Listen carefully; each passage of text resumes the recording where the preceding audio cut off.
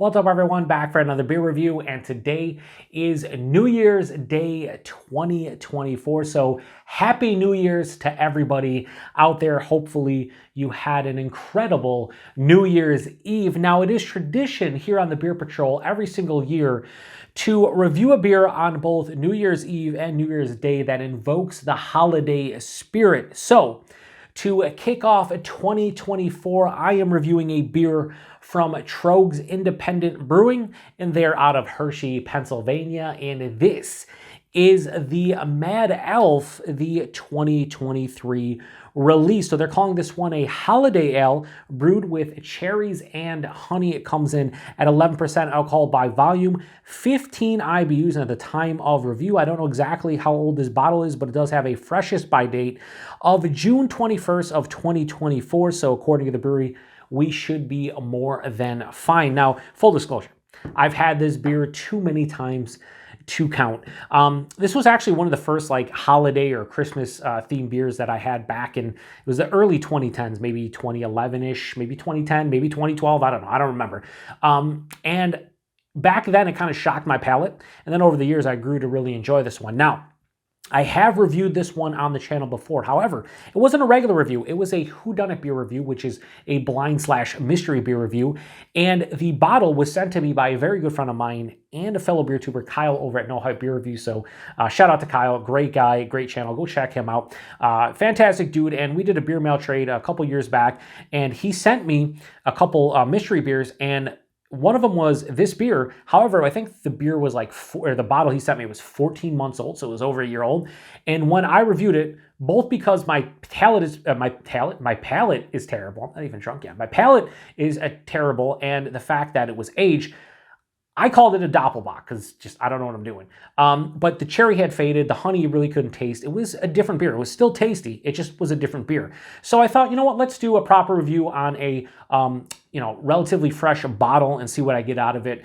Because while that is an honest review, without question, the most honest way to review a beer, it was an aged bottle. And Kyle did mention that he did a vertical of a bunch of different Mad Elf beers over the years, and he said that you could see as the beer got older, the cherries dropped off, the adjuncts like they typically do dropped off, became a different beer. So I just want to have this one because I try to grab this every year. Some years I don't though, but I try to. So anyway, we're gonna crack this one open. Let me first say though, the cherries are using this. They have 5 different cherries. They're using Bing, Lambert, Van, Royal Ann, and Montmorency. Those are all the cherries that are in here. And yeah, anyway, let's crack this one open. They're also using a Belgian yeast. I don't know if this was always said holiday ale. I think you should say ale, but I remember this one being very Belgian-esque because of the Belgian yeast. So we'll see if that's the case. And I do have hashtag proper glassware. This is the Mad Elf glass that I've had for many, many years, and I love using. So I just want to leave a little bit of room for my nose to get in there. So we'll throw this over here. I'm going to be drinking all of this today, but just don't want to fill up the glass the entire way. But hashtag proper glassware. I mean, that's what this is. Hashtag proper glassware. That the rest of the review doesn't matter. Just hashtag proper glassware. Anyway, so yeah, that pours out. This has like a ruby red kind of look to it. Almost like a copper kind of tone. It has some good clarity to it. I can see my hand through it, but it's not like straight clear beer. Not a lot of carbonation. I don't think this has the etching that promotes the carbonation, but very, very little carbonation when I poured it in there. Has about a quarter finger, maybe a third of a finger of this lightly tan colored head, maybe like a cream colored head. Definite alcohol legs, not really sheets, but legs around the side of the glass. And yeah, again, it's in the Mad Elf glass. Looks beautiful. Let's get a nose. Yeah, so it smells like a Belgian beer because they're using Belgian yeast. It has like almost like a banana kind of like yeast ester. And then there's a bunch of spices like clove, coriander, maybe a little cinnamon. And then underneath it, there is this perceived sweetness that is honey-esque. Would I say it's honey if I was doing this blind? I would not. And I've done it once before and I did not call out honey. But there is a nice like cherry, like a fresh sweet cherry, maybe like more of a Bing cherry than anything. Touch of vanilla maybe. There's a nice malt sweetness that is like caramel, toffee, brown sugar, definitely sweeter sugars, which is, when I called it a Doppelbock in that Whodunit, and if I remember, I'll post a link in the corner here of that Whodunit beer review of this beer, just so you kind of have an idea of what I thought about this one blind, again, aged. But yeah, I mean, it smells nice. To me, this smells like a lot of those Belgian Christmas ales, like the Guten Carolus that I just reviewed in the past week, St. Bernardus Christmas Ale, Delirium Noel. It just has like a lot of malt goodness. It has a spiciness from the yeast, or maybe even an added spices. In this one, they just say from the yeast, but then they're throwing cherries and honey in here. But it doesn't smell like an authentic Belgian. So at the end of the day, does it smell good? Yes. It's spicy. There's cherries. It's honey. Good malt character. It just smells like a beautiful holiday beer. Let's get into it. Cheers, everybody, and hopefully 2024 is a fantastic year for everyone.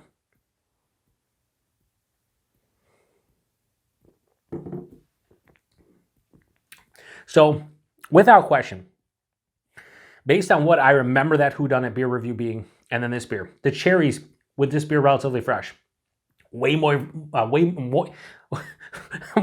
want to say way more, and I totally didn't. Way more vibrant on the palate, hands down.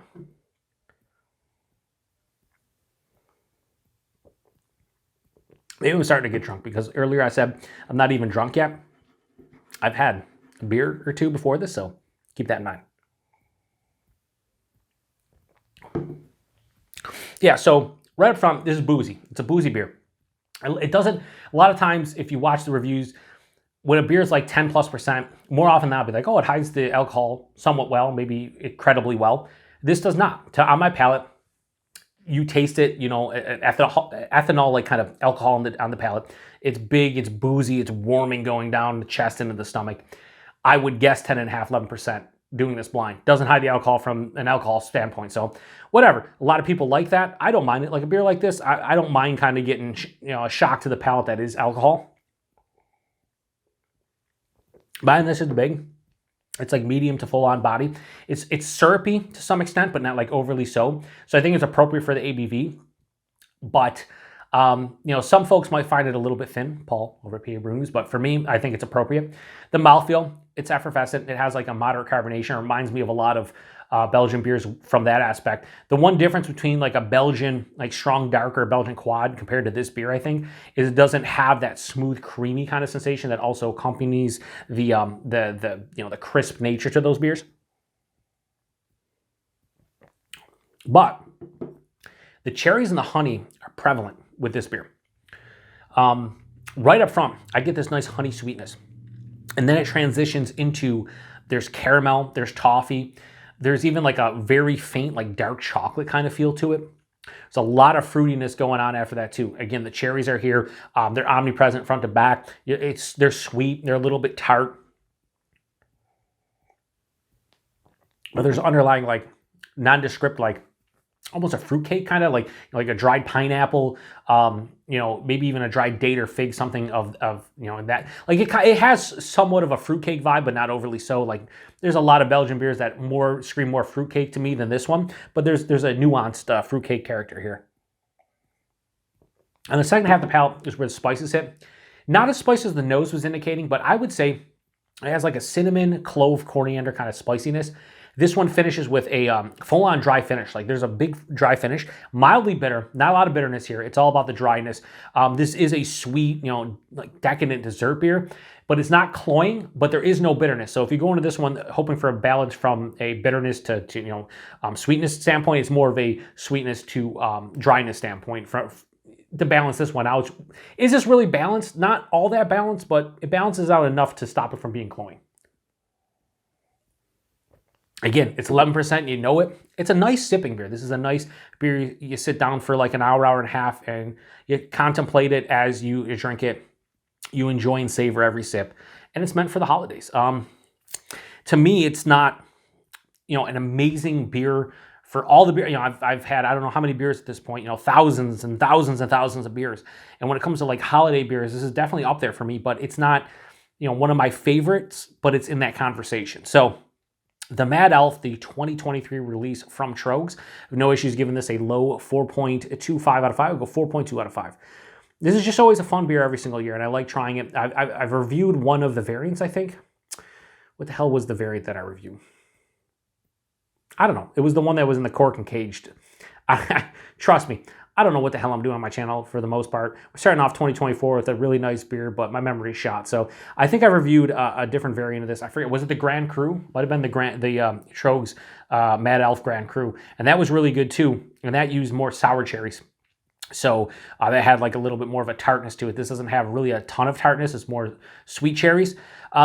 But I know they have a barrel-aged version. I think a bourbon barrel-aged version of this. I think it might be brewery only or very limited release. I'd love to try that one at some point. They also have the Naked Elf. That came in that mixed holiday pack where it was that, the gingerbread stout they did. I think this beer and then like one other. I wasn't able to find singles of any of those beers, so I didn't review them. But I'd love to try the Naked Elf, and I'd love to try the barrel-aged Mad Elf maybe next year if I can get my hands on either of those beers. But as is, a 4.2 out of 5 for this beer. I think it's appropriate score. Again, I think I gave that aged one like a 4.1 or a 4.15. Like, it was good in its own way.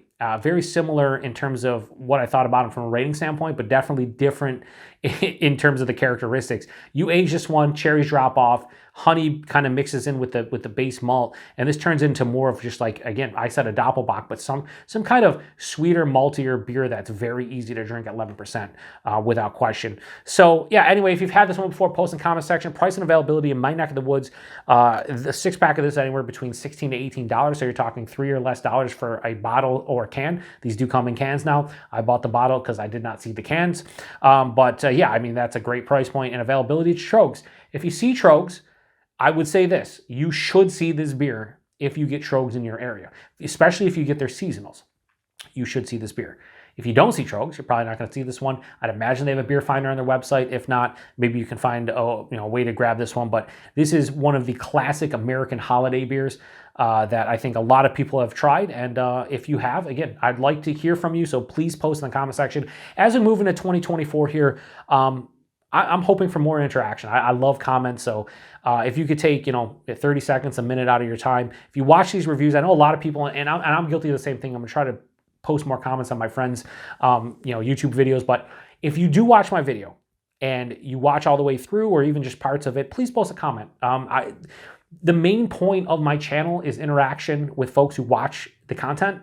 So when I post a review and I get 1 or 2 comments, it's disheartening, especially if I get like 100 views on it or 150 views. It's like, well, people are watching, but they're not commenting. So I know a lot of people have had this beer. So please post in comments. Have you had it before? Have you had, maybe you didn't have it before. Did you have the barrel-aged version? Did you have the Grand Cru? Have you had an aged version compared to a fresh version? That's the conversations I like. I reply to pretty much every single comment I get on my channel. So when I say this in a review, I'm not just saying it to say it. I love the interaction. So please post a comment in the comment section if you've had this beer before, any prior vintage, any of the variants. I'd love to hear from you. And again, 11%, you can definitely taste it, and I'm okay with it. So we're kicking off 2024 with a pretty fucking good beer. I hope to review a lot more beers this year on the channel, maybe introduce a couple few. I'm definitely feeling it now. Couple beers beforehand. I just confirmed that now. I'm going to say a couple beers beforehand in this. I'm getting to the point where, like, I have to think about what I'm saying before I'm saying it. So we're ringing in the new year, slightly buzzed, or maybe fully buzzed. And yeah, we're gonna have a great year, I think. Anyway, I'm gonna introduce some new series, try to do more live shows, and just bump up that interaction. Again, that's the whole reason I have a beer tubing channel, is to interact with other people who enjoy the same thing, have some back and forth, have some discussions. And I don't give a shit. This is probably like a 20-minute review. Whatever. It is what it is. It's New Year's Day. What else do you have to do but watch shitty reviews from the Beer Patrol? Am I right? Anyway, appreciate everybody stopping by for another beer review here on the Beer Patrol. Like I said, Happy New Year's, and until the next one. Cheers.